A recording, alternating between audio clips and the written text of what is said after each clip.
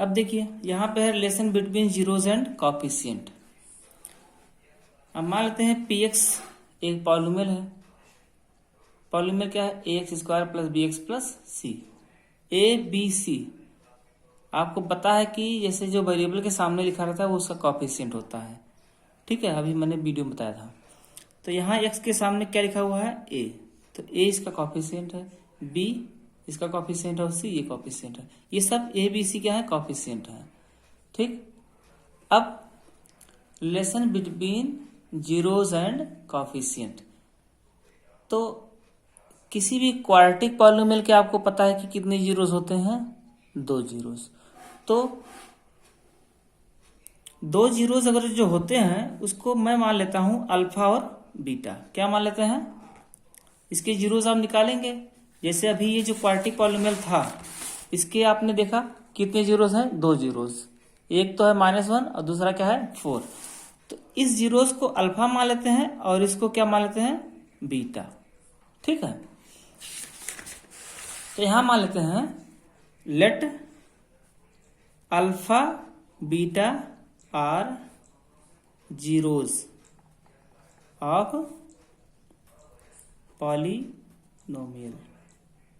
ठीक है, alpha beta क्या है?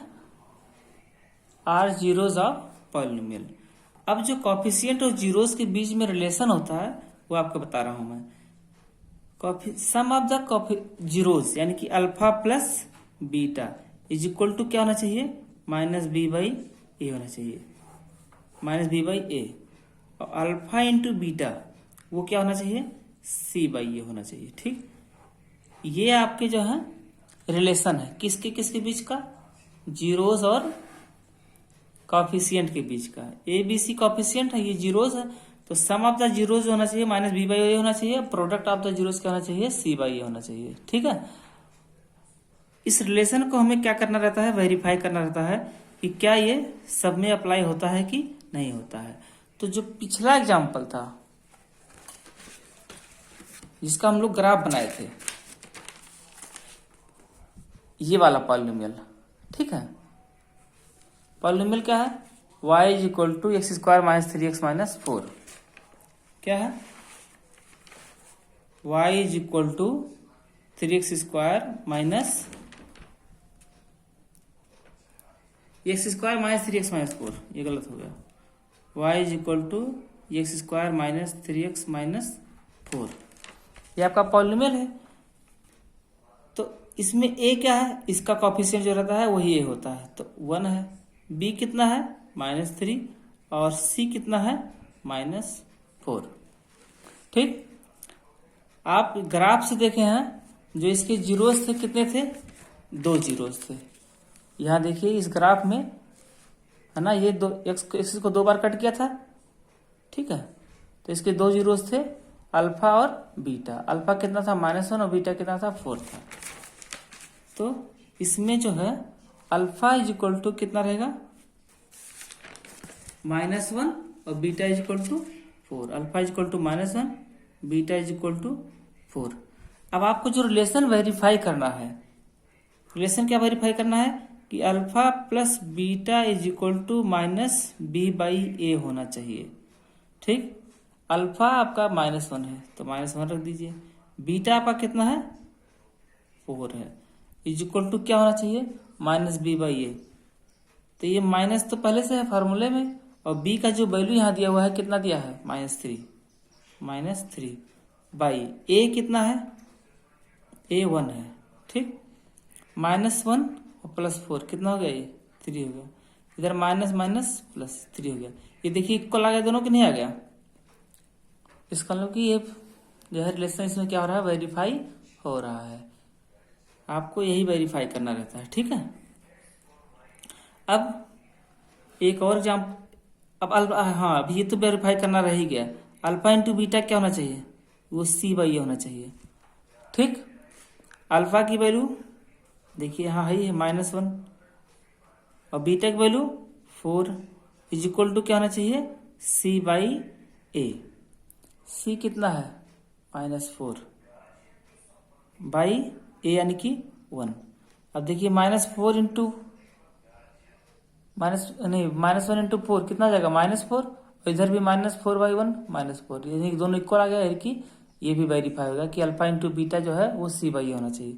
तो ये रिलेशन भी क्या हो जाएगा, वेरीफाई हो जाएगा।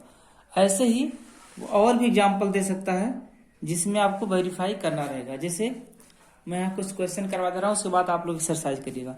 Find the zeros of x² - 3, ये आपको जीरोस फाइंड करना है। Verify the relation between the किसके बीच में, जीरोस एंड कॉफिशिएंट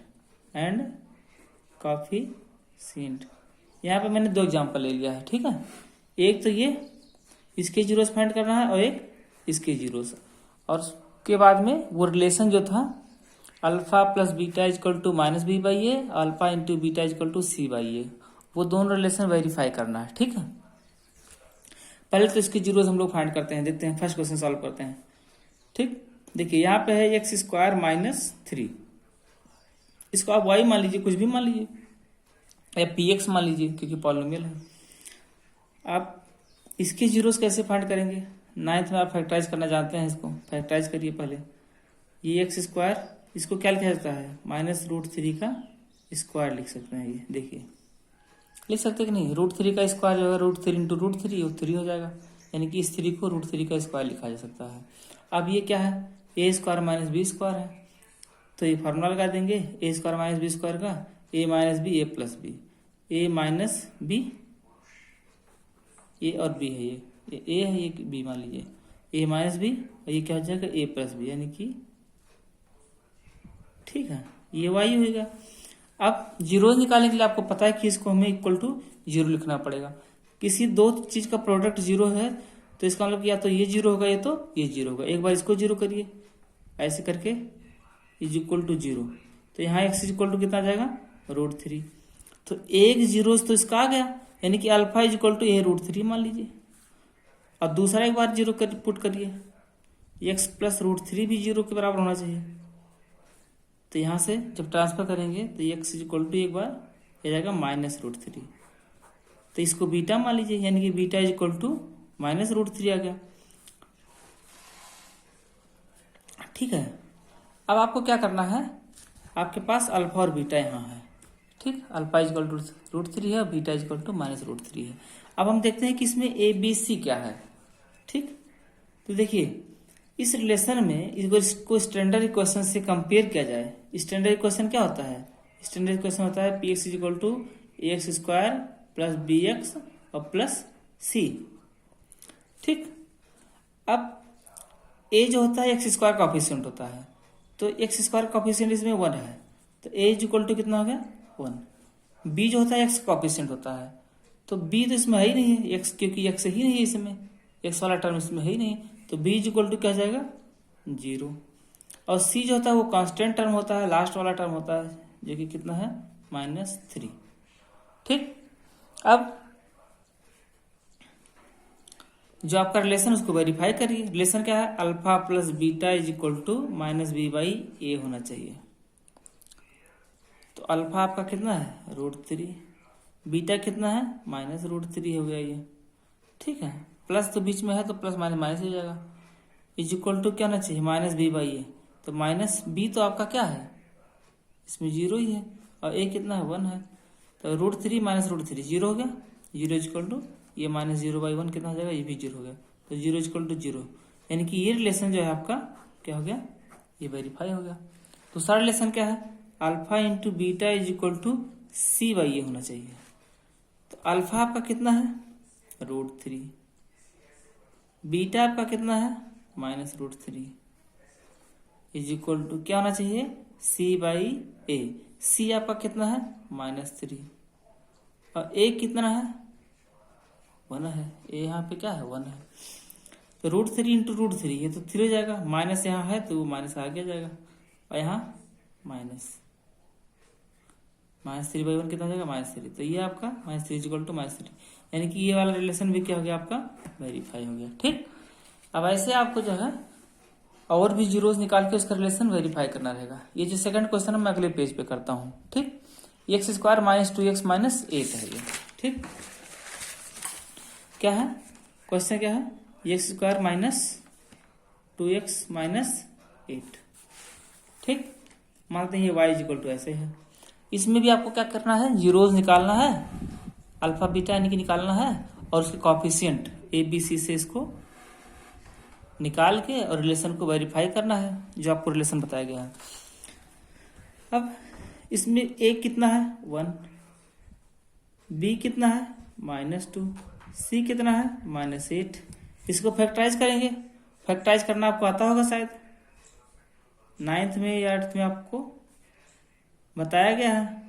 फैक्टराइज आपको जैसे करना है कि इसके मिडिल टर्म को स्प्लिट करना है, और यहाँ पे -8 है, तो मिडिल टर्म को कैसे स्प्लिट करते हैं मैं आपको बता रहा हूँ। जैसे ये -2 है मिडिल टर्म, यहाँ पे कितना है -8।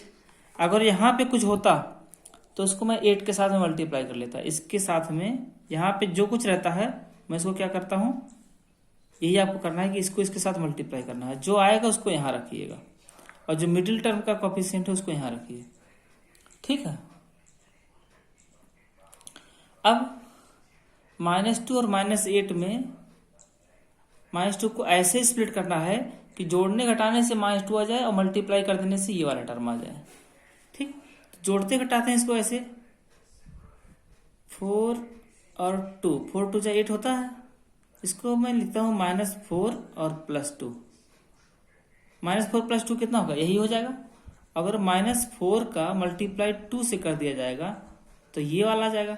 मल्टीप्लाई करने से ऐसा आपको मन में सोचना है कि जोड़ने घटाने से ये वाला टर्म आ जाए। देखिए, जोड़ने घटाने से ये वाला आ रहा है, जैसे -4 + 2 करेंगे तो -2 तो आएगा, और मल्टीप्लाई कर देंगे तो ये आ जाएगा। तो आपको ऐसे स्प्लिट करना है। अब यहाँ पे इसको स्प्लिट करके रखिए, तो y इक्वल टू जाएगा ये एक्स स्क्वायर -4x। देखिए, यही जो है इसमें स्प्लिट किए हैं वही आपको बीच में लिखना है, -4x और +2x, और इसको ऐसे एज लिखना है। ठीक है, तो ये -8 हो गया। अब इसमें से कुछ कॉमन लेना है, इसमें से कुछ कॉमन लेना है। इसमें से क्या कॉमन ले सकते हैं, केवल x कॉमन ले सकते हैं। तो x कॉमन ले लिए तो यहाँ बचेगा एक्स स्क्वायर में से x चला गया तो x बचा, और यहाँ से x चला गया तो -4 बचा। इसमें से 2 कॉमन लिया जा सकता है, तो 2 यहाँ कॉमन ले लिए तो यहाँ बचा x माइनस, अब 2 कॉमन ले तो ये 4 ही बचेगा, 4 2 8 हो जाता है। तो y इक्वल टू ये हो गया।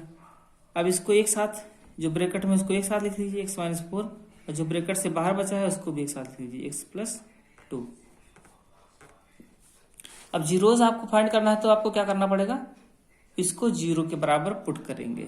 जीरोज फाइंड करने के लिए इज इक्वल टू 0 होना चाहिए। तो एक बार इसको 0 करेंगे तो x + 2 इज इक्वल टू 0, तो x इज इक्वल टू कितना आएगा -2, +2 उधर जाएगा तो -2 हो जाएगा। यही आपका क्या है alpha, alpha is equal to -2 हो गया। और बीटा, इसको 0 करिए, x - 4 इज इक्वल टू 0 बराबर जब पुट करेंगे ये वाला ब्रैकेट, तो x इज इक्वल टू इसमें से कितना जाएगा 4, तो ये आपका क्या जाएगा beta. Beta is equal to कितना हो गया 4। ठीक है, अब जो रिलेशन है आपका है वो कि alpha + beta is equal to -b/a होना चाहिए। अल्फा कितना आया -2, बीटा कितना आया 4, माइनस यहाँ फार्मूला वाला, b कितना है इसमें, यहाँ ऊपर लिखा है -2, a कितना है इसका 1, ये प्लस का 4 है, माइनस का 2, तो ये 2 आ जाएगा, माइनस माइनस प्लस, ये 2 भी हो जाएगा। ठीक, तो ये रिलेशन देखिए वेरीफाई हो गया ये वाला। ठीक, अब अगला रिलेशन क्या है कि alpha into beta is equal to c/a होना चाहिए, इसको भी वेरीफाई करना है। तो अल्फा आपके पास है -2, बीटा आपके पास है 4, सी आपके पास है यहाँ सी आपका -8 है, और a कितना है 1 है, तो ये c/a यानी कि -8/1, 4 2 8, माइनस आगे लगा रहेगा, -8/1, ये कितना हो गया -8, तो -8 इज इक्वल टू -8, ये भी रिलेशन क्या हो गया वेरीफाई हो गया। ठीक, तो यही आपको वेरीफाई करना है। बहुत सारे एग्जाम्पल आपके बुक में दिए हुए हैं, जीरोस फाइंड करिए, उसके बाद में जीरोस का कॉफिशिएंट के साथ रिलेशन जो है, ये दोनों रिलेशन जो है उसको आपको क्या करना है, एक ये रिलेशन और एक रिलेशन, इसको वेरीफाई करना है। ठीक, सारे क्वेश्चन आप ट्राई करिए, जो नहीं आएगा उसको मैं बताऊंगा, आगे कल पढ़ाएंगे।